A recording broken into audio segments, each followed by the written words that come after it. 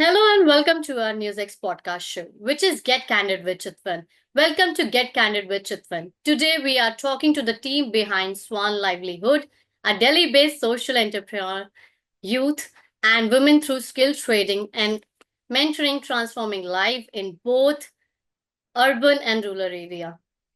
Hi Meghna, Thank you how are so you? much. Thank you so much, Chitwan, for the warm introduction. And thank you for making me a part of the wonderful initiative. Pleasure is our. So my very first question to you, Meghna. So what led to you creation of Swan in 2020? So this is a very interesting question, and there's a story behind it.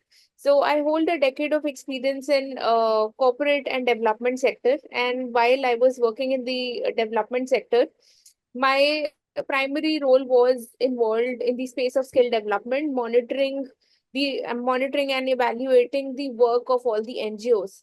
And it was during that time that I realized that there were certain gap areas because on one hand we had youth and the communities who were from the marginalized sections. They used to come to me sharing their aspirations and also their dreams of what they wanted to do. And on the other hand, we had placement partners, organizations who used to employ them after the training used to happen. So they were very pained by the fact that even though the training was happening, but these children were leaving out on their jobs for a span of say 3 to 4 months. So in order to bridge this gap, that is what led me to get started with Swan Livelihood. Swan stands for Skilled Workforce Advancing Nation, and it was my first time also pitching my idea, and it also got funded. So that's how I got started with my work. So nice. So how did the pandemic shape your work? So pandemic was definitely a roller coaster ride because we were running offline training programs, and with the advent of COVID, everything got shut down. We had to switch all our training programs in an online mode. Also, during that time, grassroots communities or the marginalized people were the ones who got impacted the most. So, we were constantly innovating this space in terms of finding a mechanism so that we could get in touch with them, we could build our community online, and also win the trust despite of knowing the kind of distress that they were going through. So a lot of innovation happened, and in the process we were also able to launch a new series of training program which was more related to the experiential learning, which was very well received by the corporates and also the undergraduate students of various universities who had enrolled in our training program. So nice. So tell us about your work partnership with Mission Shakti.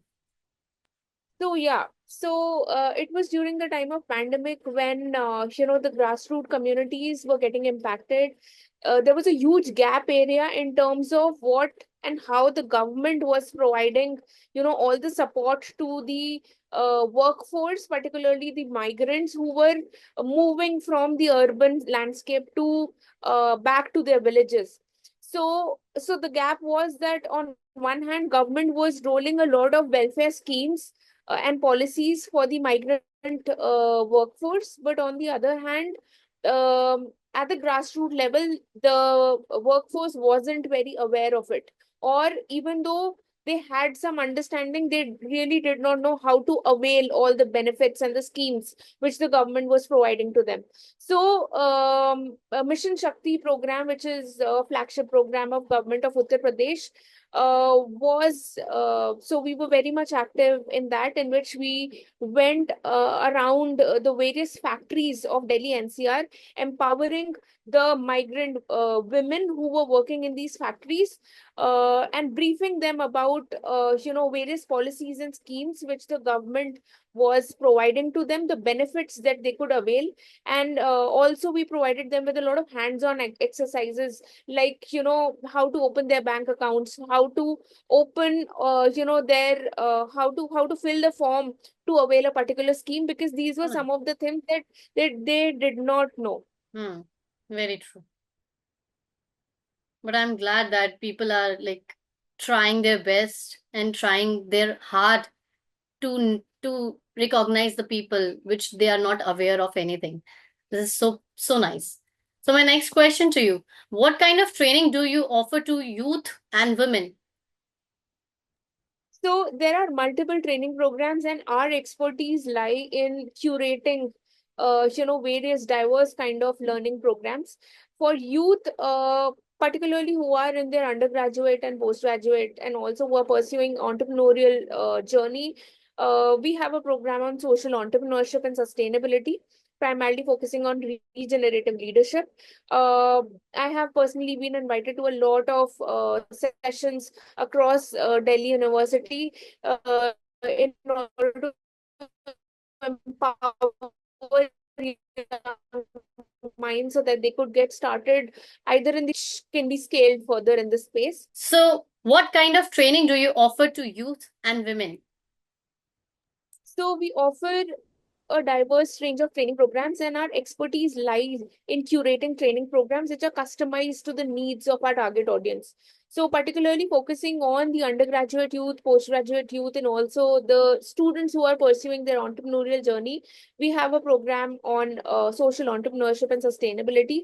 In fact, I myself have been invited to almost all the colleges of Delhi University to deliver a speaker session around how to build social entrepreneurial ventures, and have further empowered a lot of students who are on their journey of either building a social entrepreneurship project, or they are delving in the space of sustainability. For the youth who are coming from the marginalized section of the society, we had a training program which was more focused on empowering the children from the slum communities, Yeah. uh, to make them trained retail Mhm. associate, and in turn place them across various retail chains of Delhi NCR. A lot of my students who had started as frontline associates in this space have now grown up to the level of managers, assistant managers in across various retail chains of Delhi NCR, prominent one being Aditya Birla Group and also Tata Right. Starbucks.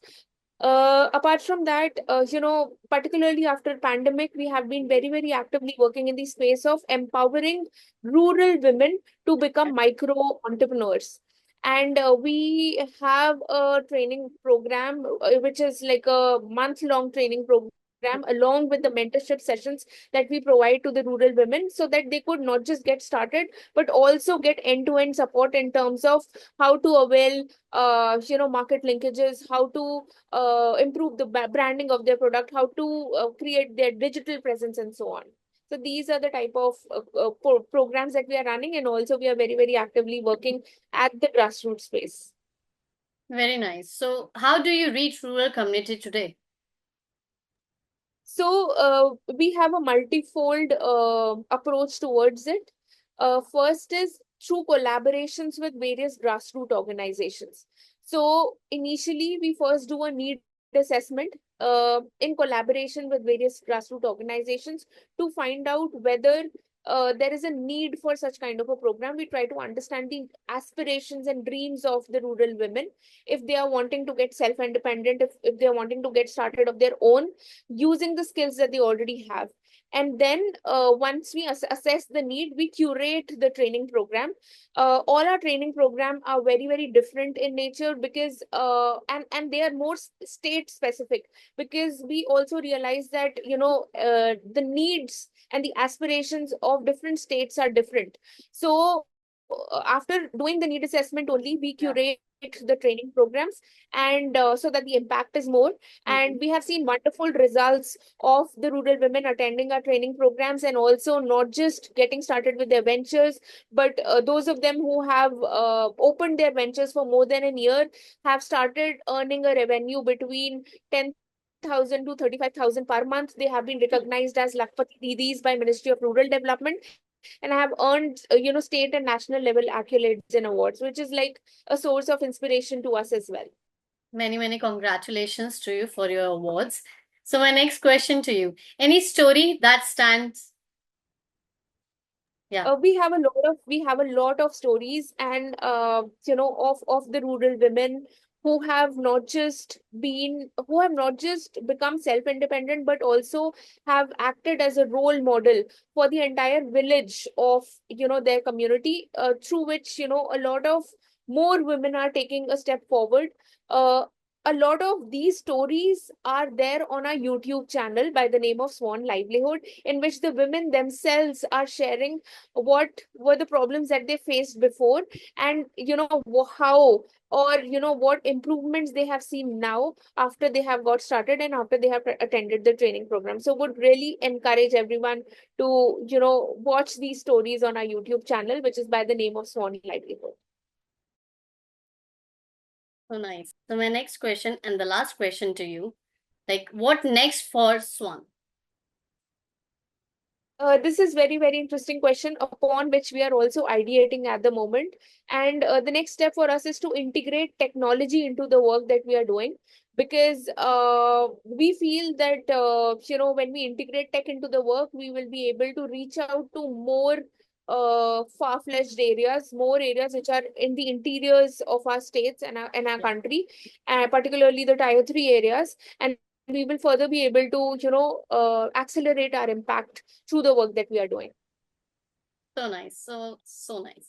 Thank you for sharing Swan powerful journey. Your work is truly creating change where it's needed. Mostly. So until next time, stay inspired, stay candid. Thank you, Meghna. Thank you for Get Candid with us.